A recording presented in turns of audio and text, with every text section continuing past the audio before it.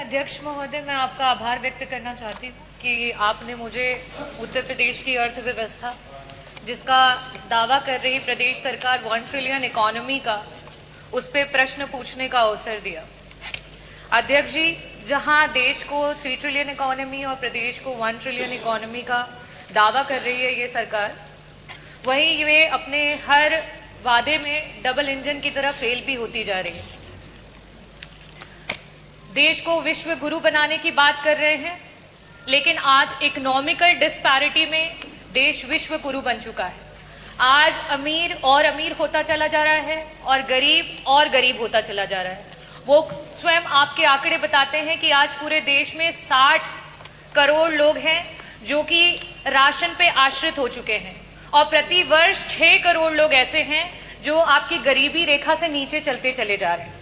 वही अगर हम मिडिल क्लास की बात करें, आरबीआई का आंकड़ा ये बता रहा है कि आज से 2010-2011 में जो एक मिडिल क्लास की आमदनी थी, सेविंग थी, वो जीएसडीपी का 25% हुआ करती थी और आज इस समय में 5.1% पर आकर के रह गई है।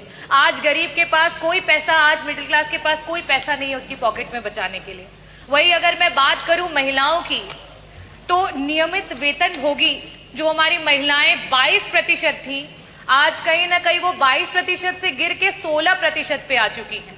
हम 1 ट्रिलियन इकोनॉमी की अर्थव्यवस्था की बात कर रहे हैं, लेकिन हमारी 6 करोड़ की आबादी प्रति वर्ष गरीबी रेखा के नीचे चलती चली जा रही है। हमारी महिलाओं की नौकरियां जाती चली जा रही है, हमारे मिडिल क्लास का पैसा जाता चला जा रहा है। कहीं ना कहीं इस जुमले का शिकार पूरे प्रदेश का गरीब, पूरे प्रदेश का नौजवान, पूरे प्रदेश की महिलाएं और मिडिल क्लास हो रही है। मेरा प्रश्न जो था वो अर्थव्यवस्था से लेकर के था कि 1 ट्रिलियन इकोनॉमी प्रदेश कब तक पहुंचा देगा, और साथ ही साथ मेरा प्रश्न था कि वो कौन कौन से विभाग हैं जो सबसे ज्यादा और सबसे कम कंट्रीब्यूट कर रहे हैं और उनको किस तरीके से उनके कंट्रीब्यूशन को बढ़ाया जाएगा।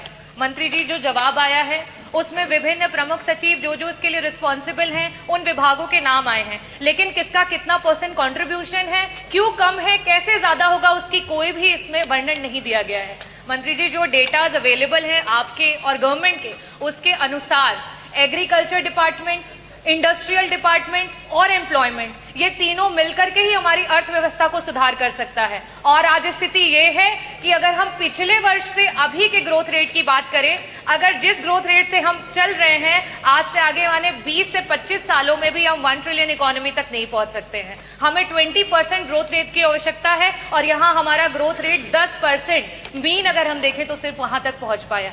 मेरा आपसे प्रश्न ये है कि ये 1 ट्रिलियन इकोनॉमी के जुमले में जो हमारे गरीबी रेखा के नीचे जा रहे लोग हैं, उनको वापस से ऊपर उठाने के लिए सरकार की कोई नीति आने वाली है? जो हमारी मिडिल क्लास है, जिसकी 25% जीएसडीपी तक की सेविंग्स हुआ करती थी, आज 5% हो गई है, उस मिडिल क्लास की पॉकेट से वापस भरने के लिए क्या सरकार की कोई नीति आने वाली है? जो हमारी महिलाएं 22% तक थी, उन्हें बढ़ा करके आगे लेकर के जाना चाहिए, आज 16% पे आ चुकी हैं। उन महिलाओं को वापस से नौकरी पे लाने के लिए सरकार की कोई योजना है? और साथ ही साथ मंत्री जी, विभागों का वर्णन आपने तो नहीं दिया, मैं आपसे दूसरा यह सवाल करना चाहूंगी कि एग्रीकल्चर डिपार्टमेंट को 4 गुना काम करना पड़ेगा, हमारे इंडस्ट्री डिपार्टमेंट को 3.5 गुना काम करना पड़ेगा और एम्प्लॉयमेंट रेट को 4 गुना काम करना पड़ेगा।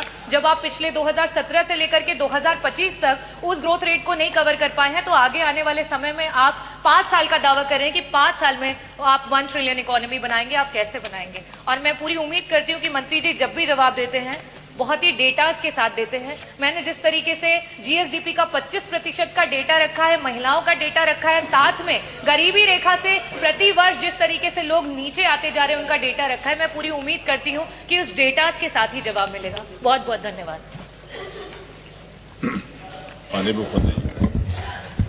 अध्यक्ष जी,